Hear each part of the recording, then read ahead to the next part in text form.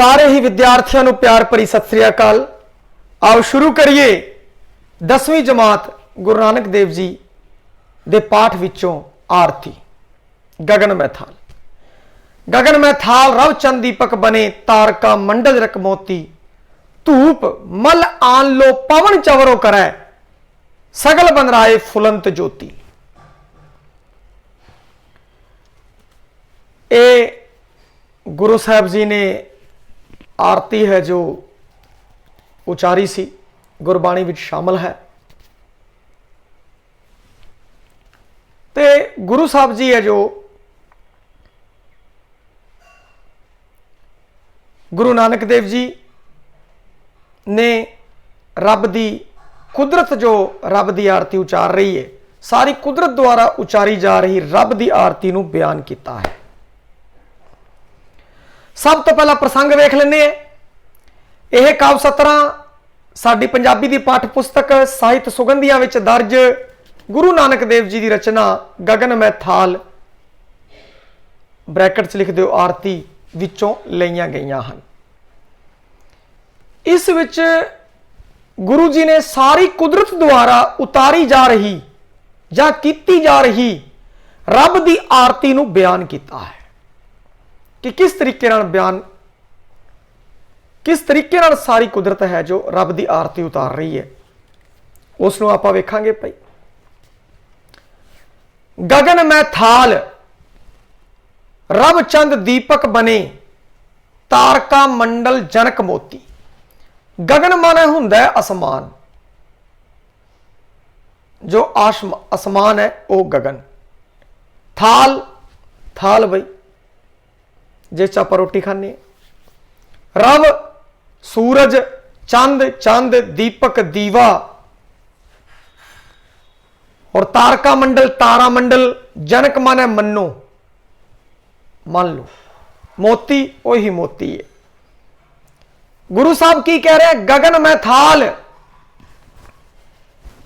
ये जड़े आसमान रूपी थाल दे विच चंद ते सूरज दीपक बने हुए है। चंद ते सूरज दीवे वांग ने, तारका मंडल जनक मोती। तारा मंडल मान लो कि मोतियां दे समान है। यह आसमान रूपी थाल दे अंदर सूरज ते चंद दीवे समान ने या दीवे बने हुए ने। हो तारा मंडल है वो मोतियां दे समान है, यानी कि मोतियां दा थाल चमक रहा है। थाल आ गया भाई। आरती हुण करिए शुरू। धूप मल आन लो पवन चवरो करे। धूप और धूप करना, मल आन लो, मल आन लो मल्ले पर्वत तो आन वालियां सुगंधित हवावां, पवन हवा। मल आन लो मल्ले पर्वत तो आन वालियां, क्योंकि जेड़ा हिमालय पर्वत है उसके तो चंदन के बड़े रुख लगे हुए है। चंदन के रुख के कारण उत्थे खुशबू भरियां हवावां चल रही ने। करे सगल बनराए सारी बनस्पति, बनराए बनस्पति। फुलंत फुल्लां दे नाल लदी हुई, ज्योति जोत। धूप मले आन लो, मल्ले पर्वत तो आन वालियां हवावां ने ओ धूप वांगू, धूप वांगू आन वालियां मल्ले पर्वत तो हवावां चौर कर रही हैं। बई जिवें तुसीं देखिया होवेगा गुरु ग्रंथ साहब के सामने बाबा जी चौर करते हैं। पहला राजा महाराजा के सामने चौर करते सी, बई हवा दिया करते सीगे। ते उसे तरीके नाल हिमालय पर्वत तो जिथे चंदन दे रुख बहुत ने, आउण वालियां हवावां चवर कर रही ने। सगल बनराए फुलंत ज्योति। सारी बनराए, सारी बनस्पति है वो फली फुली हुई है। भाई सारी बनस्पति जिहड़ी सारी दी सारी बनस्पति है वो पूर्ण तौर पे उस परमात्मा की जोत वांगों जगमगा रही है। कैसी आरती होए भव खंडना तेरी आरती। कैसी आरती होए, कहने का भाव कितनी अचरज भरी। कैसी आरती होए तेरी आरती किन्नी अचरज वाली है, किन्नी वखरी है। भव खंडना जन्म मरण नूं कट्टण वाला, भव खंडना जन्म मरण दा खंडन करने वाला, कट्टण वाला, जन्म मरण नूं कट्टण वालिया, हे परमात्मा तेरी किहो जी आरती होवे, तेरी आरती अचरज भरी है। अनहता सबद वाजंत भैरी, भैरी माने छोटा नगारा, वाजंत माने वजदे ने, अनहता जो बिना बजाए वजे, अनहता जो बिना बजाए वजे, अनहता शब्द आत्म मंडल का संगीत जो समाधि विच सुनाई दिंदा है भाई। अनहद नाद परमानंद की स्थिति, कहंदा ए जिहड़ा है अनहदा शब्द, अनहता शब्द बिना वजाए, ये जिहड़े शब्द प्रकृति दे विच वज रहे, प्रकृति की एक आवाज हुंदी है, एक संगीत हुंदा है भाई। और बहुत सारे जिहड़े संगीतकार ने, गाने बनाने वाले ने, कंपोजिशन वाले ने, उस संगीत को फॉलो करते हैं भी सवेरे सवेरे किस तरीके का प्रकृति का एक संगीत होंदा है, चिड़ियां चहकदियां ने, मट्ठी मट्ठी हवा चल रही है, उनका शोर सुनाई देना, बड़ा प्यारा लग रहा है। तो इसी तरीके का संगीत है, वो कहता अनहता शब्द जो बिना बजाए, बहुत सारे शब्द ने वज रहे छोटे नगारियां वाली तरह इजी आवाजा कर रहे हैं, बड़ा स्वाद आ रहा है भाई।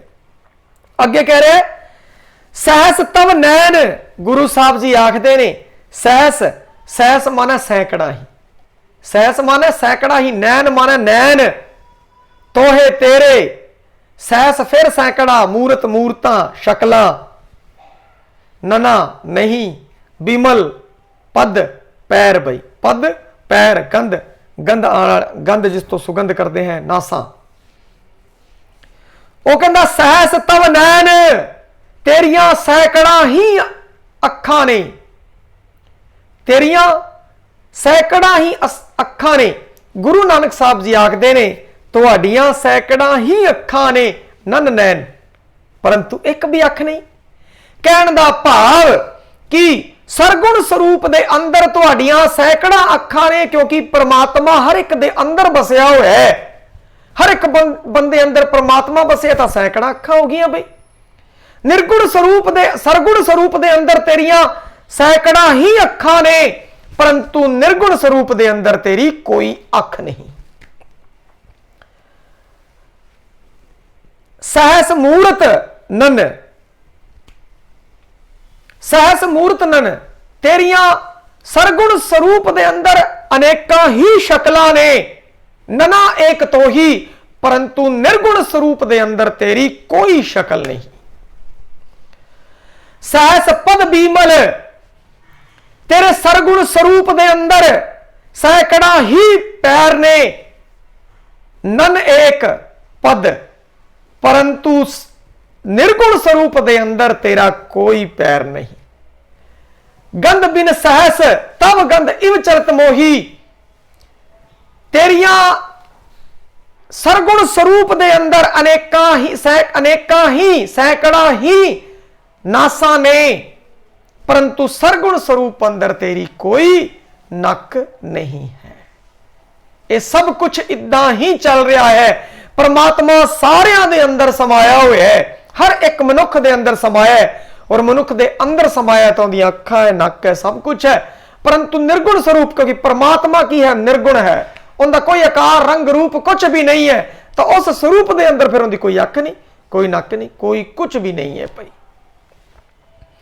सब में जोत, जोत है सोए, सब में जोत, सारियां विच जोत है, उस परमात्मा की जोत जगी हुई है सारे दे अंदर।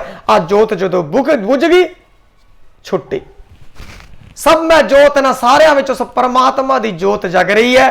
तिस दा चानण सब में चानण होए, उस जोत दे चानण दे कारण सारियां दे विच चानण हो रहा है। उस परमात्मा दे अंदर जोत दे कारण अपने अंदर प्रकाश है, ज्ञान रूपी चानण है, उनका पसारा है।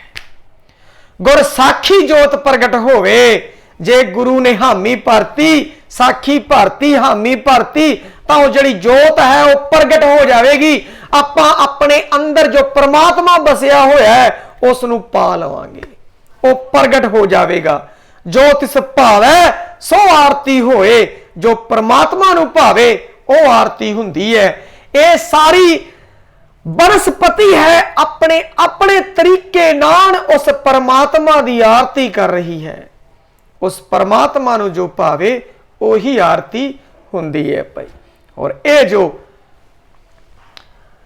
बनस्पति ये सारी दुनियावी जिहड़ी परमात्मा की आरती कर रही है, यही सच्चे अर्थां च परमात्मा की आरती है। बाकी पाखंड हर चरण कमल मकरंद लोभत, मनो अंदिनो मोहे आही प्यासा, कृपा जल दे नानक सारंग को, जाते तेरे नाय वासा। नाम वासा हर चरण कमल, चरण माने पैर, कमल माने कमल दे समान, लोभत लोभ दे ने, मनो अंदिनो मेरे अंदरों, मोहे आही प्यासा मनु आ प्यास है।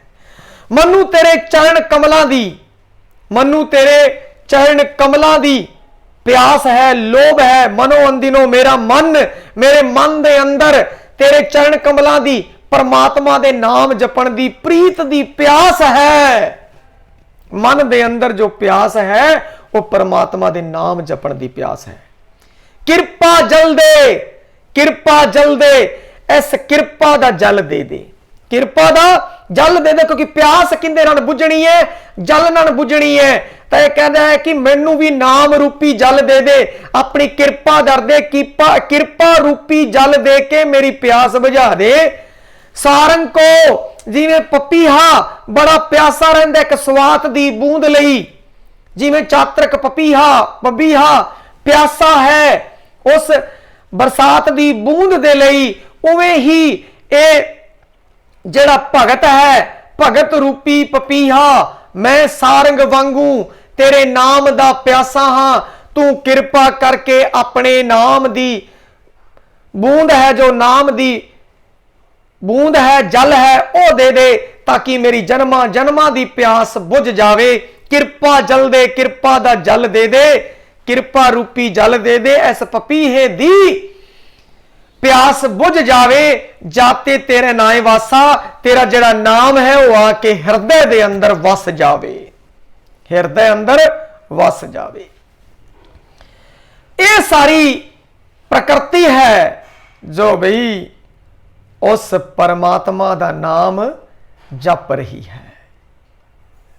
और इस अंदर आई समझाया विषा वस्तु गगन में थाल दी अगर लिखनी होवे तां एक अद्भुत अचरज आरती जो श्री गुरु साहब बाबा जी ने, गुरु नानक देव जी ने राग धनासरी विच उचारी, उस दी गल करिए। एक ऐसा सीन क्रिएट कर लो तुसी दिमाग दे अंदर, एक ऐसा दृश्य बना लो भाई ये सारा आसमान है, इहदे चन्न सूरज चमक रहे है दीवे वांग, और सारा तारा मंडल है वो चमक रहा। और थाल तुहाडे सामने आ गया, थाल दिख गया बई सारिआं नूं। उस तो बाद जिहड़ा मल्य हिमालय पर्वत है उत्ते चंदन दे रुख है, हवा चल रही है, तो सोहनी हवा है वो चवर कर रही है भाई, सारी बनस्पति है फल फूल रही है। के जी आरती कितनी अचरज भरी आरती है, देखो देख के अचरज होएगा, एक बार देखो सोचो कितना अचरज होएगा। यही गल है, अनता शब्द वज रहे ने, छोटे नगारे वज रहे, शब्द वज रहे हैं, वो उनदे विच भी शब्द है, हवा दे विच प्रकृति दे विच अपने शब्द है। फिर कहते हैं कि तेरियां सैकड़ा अखां ने कोई अख नहीं, सैकड़ा मूर्तां ने सरगुण स्वरूप के अंदर, तेरी निर्गुण स्वरूप च कोई मूर्त नहीं। तेरे सैकड़े पैर ने, सैकड़ा नासा ने, परंतु निर्गुण स्वरूप च कुछ भी नहीं, क्योंकि निर्गुण निराकार परमात्मा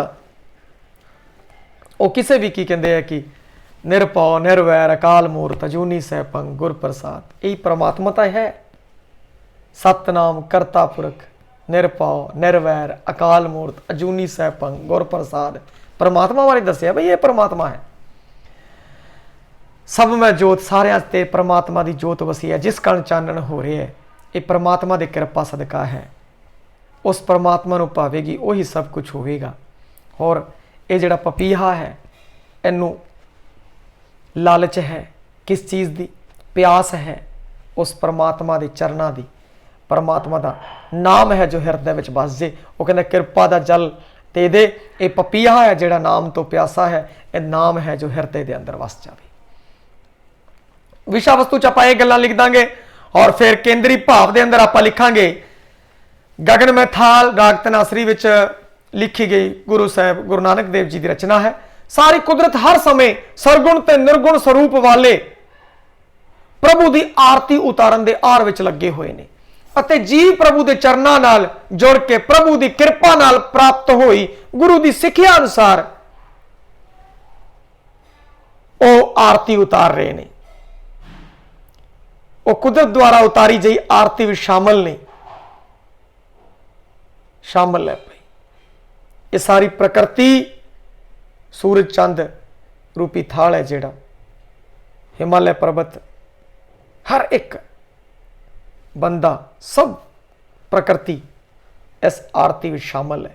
सारे उस परमात्मा का नाम जप रहे है और मैनू कृपा का जल दे दे ताकि मेरे उत्ते भी कृपा हो जाए पई और नाम है जो हृदय अंदर वस जाए। ये सीगा इहदा केंद्री भाव। धन्यवाद।